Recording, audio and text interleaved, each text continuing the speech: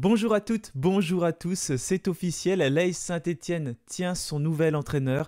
C'est un Norvégien, il s'appelle Erik Horneland, comme annoncé depuis quelques jours par Foot Mercato et relayé par différents médias, notamment l'équipe. Le club a communiqué ce matin aux alentours de 10h30 pour indiquer donc que Olivier Dalloglio était remplacé par un Norvégien, Erik Horneland. Attention, il ne sera pas sur le banc contre l'Olympique de Marseille ce dimanche en Coupe de France.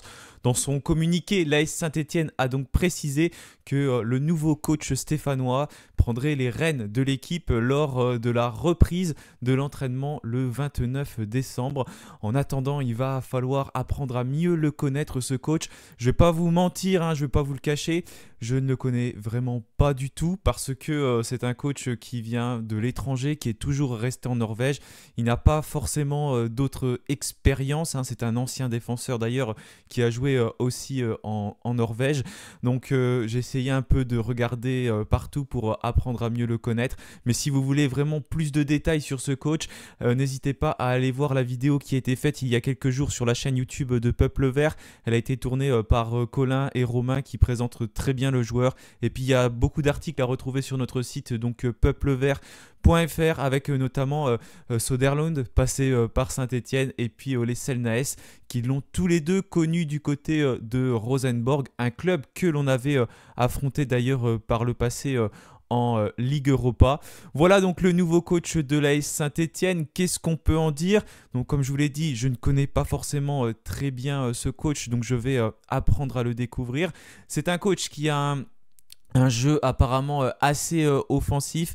En tout cas, il aime bien aller vers l'avant. Dès que les ballons sont perdus, son équipe va au pressing et n'hésite pas même à presser jusqu'au gardien pour récupérer les ballons. Ça, c'est quelque chose qui va forcément changer dans le jeu de Saint-Étienne parce qu'on n'est pas très habitué ces derniers temps à voir cette équipe stéphanoise pressante qui va en tout cas sur le porteur de balle adverse pour récupérer rapidement le ballon, là où on aime plutôt le laisser. C'est donc un coach qui est sans doute arrivé avec le nouvel outil aussi de la data parce que forcément c'est un entraîneur que l'on connaît peu, donc il a fallu aller chercher un peu et regarder des statistiques pour voir s'il pourrait correspondre à l'AS Saint-Étienne. Ça a été un coach qui a performé sur ces 2 dernières saisons, notamment avec le club de Brann, donc situé en Norvège et qui est remonté en première division il y a 2 saisons. Et ça s'est plutôt très bien passé parce que quand on regarde le bilan d'Erik Horneland qui a rejoint ce club le 10 août 2021 et qui donc vient juste de le quitter, c'est 134 matchs, 84 victoires, 25 matchs nuls, 25 défaites pour un total donc de 2,07 points par match en moyenne, donc ce qui est plutôt une statistique assez intéressante pour lui et en tout cas pour son club. C'est un coach qui est capable de prôner un jeu offensif, une équipe qui marque quand même beaucoup pendant tous ces matchs, environ 2,53 buts marqués par match, ce qui est quand même assez impressionnant, 1,22 buts encaissé.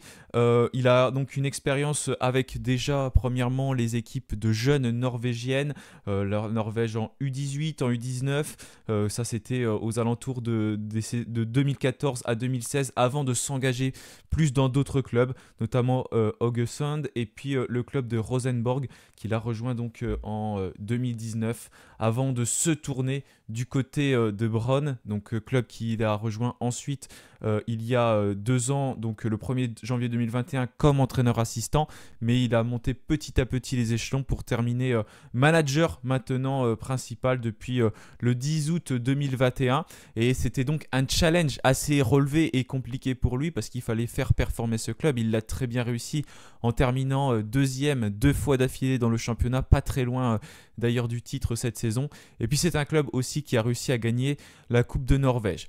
Après maintenant, est-ce que ça va fonctionner du côté de Saint-Étienne? Bien évidemment, c'est ce que l'on souhaite. Est-ce que c'est pas vraiment le vrai début du projet Kilmer Sport Ventures? Ça y est, ils sont allés chercher un coach, ils ont trouvé quelqu'un. On savait que Olivier Dalloglio allait forcément finir par partir un jour. Je pense que voilà, même lui, il s'en doutait que ces jours étaient comptés, notamment ces dernières semaines, et que le club commençait à rechercher un peu partout. On l'a d'ailleurs vu sur Foot Mercato. Ce coach est quand même déjà suivi depuis plusieurs semaines, donc ce n'est pas anodin, ça a été très réfléchi et il a forcément été analysé, savoir quelle est sa capacité, etc. Ça reste néanmoins quelque chose que Saint-Étienne va tenter. Ça va être un défi pour le coach et puis aussi un défi pour Saint-Étienne, voir si ce coach est capable de faire quelque chose. En tout cas, il est malgré tout assez jeune.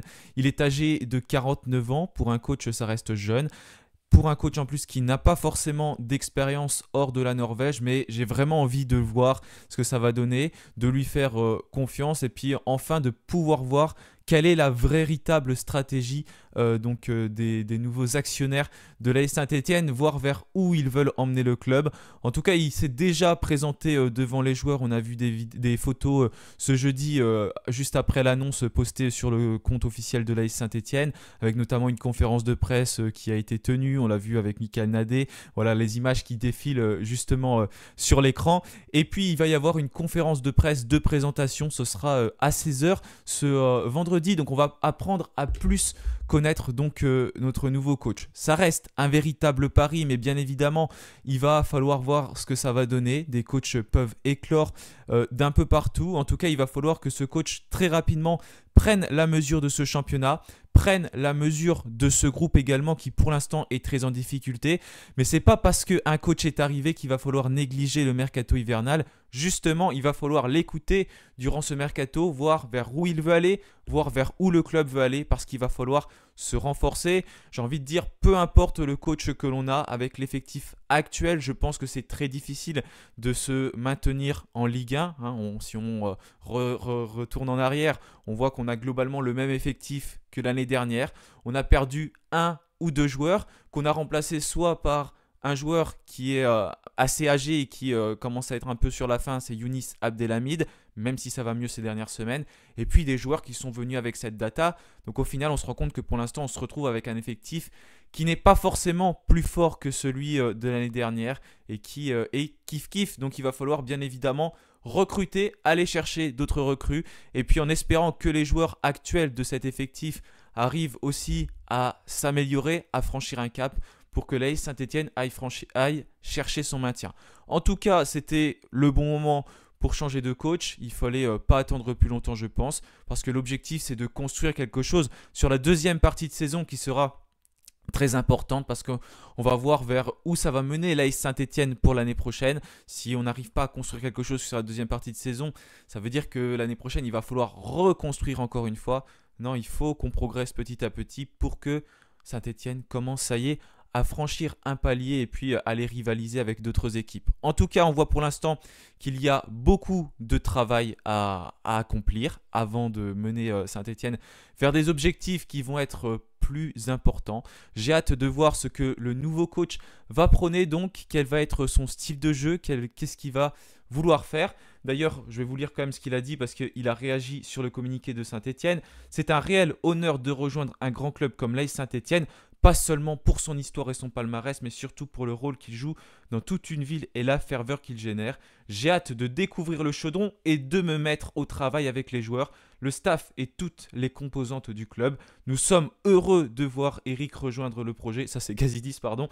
C'est une étape importante. Eric est un entraîneur de grand talent, reconnu et apprécié, qui nous apportera beaucoup pour construire une culture de la performance et un style de jeu affirmé. Au nom de tout le peuple vert, je lui souhaite la bienvenue. Voilà, on lui souhaite tous bien évidemment la bienvenue. On espère que ça va très bien se passer du côté de Saint-Étienne pour lui.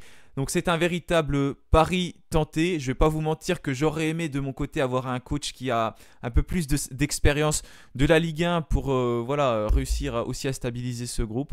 Mais on va faire confiance en la direction, voir ce que ça va donner et puis suivre bien évidemment comme d'habitude les matchs de Saint-Étienne avec beaucoup d'attention et voir quel va être le style de jeu. Mais je pense que pour tout ça, on va en prendre plus du côté de la conférence de presse qui se tiendra ce vendredi à 16 h et je pense qu'on pourra la suivre. Donc ce sera bien sûr très intéressant de la suivre pour connaître plus notre coach qui ne parle pas français, donc elle sera peut-être en anglais, mais je crois qu'il va arriver avec un adjoint qui a joué du côté de Monaco donc, et qui parle français, donc ça c'est une bonne chose. Il va pouvoir communiquer avec les autres joueurs stéphanois en parlant en anglais, parce qu'il y en a quand même beaucoup qui parlent anglais. Ceux qui parlent français, ce sera peut-être un peu plus délicat cette fois-ci, mais il y a bien quand même quelqu'un qui va réussir à leur traduire. En tout cas, il est arrivé tout sourire du côté de Saint-Etienne, comme on a pu le voir sur certaines images, donc ça fait plaisir. J'espère qu'il va réussir à transmettre ce sourire au groupe et puis à transmettre quelque chose, parce que pour moi il était nécessaire de changer de coach déjà dans un premier temps pour insuffler quelque chose de nouveau, c'est-à-dire un autre état d'esprit et puis casser un petit peu cette routine. Des fois changer de coach ça peut changer pas mal de choses, même si attention il va falloir aussi changer des choses et faire un vrai mercato comme je l'ai dit tout à l'heure. Voilà pour cette vidéo. Je suis désolé, vous n'avez pas forcément pu en apprendre beaucoup plus parce que je le découvre comme vous. Donc n'hésitez pas à aller lire sur Peuple Vert, à regarder la vidéo qui a été faite par Romain et Colin et puis à me donner également votre avis sur quel est ce nouveau coach. Est-ce que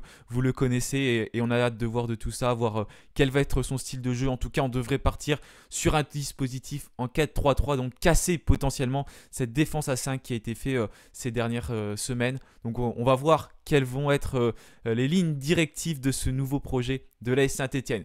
Nous, on se retrouvera demain pour l'avant-match entre Saint-Etienne et Marseille. Je pense qu'il va y avoir la conférence de presse ce samedi. Donc, il y a cette vidéo qui est sortie aujourd'hui. Je tournerai l'avant-match demain. En attendant, je vous souhaite un très bon week-end, une très belle fin de semaine. Et puis, bien sûr, allez les Verts. Salut à tous.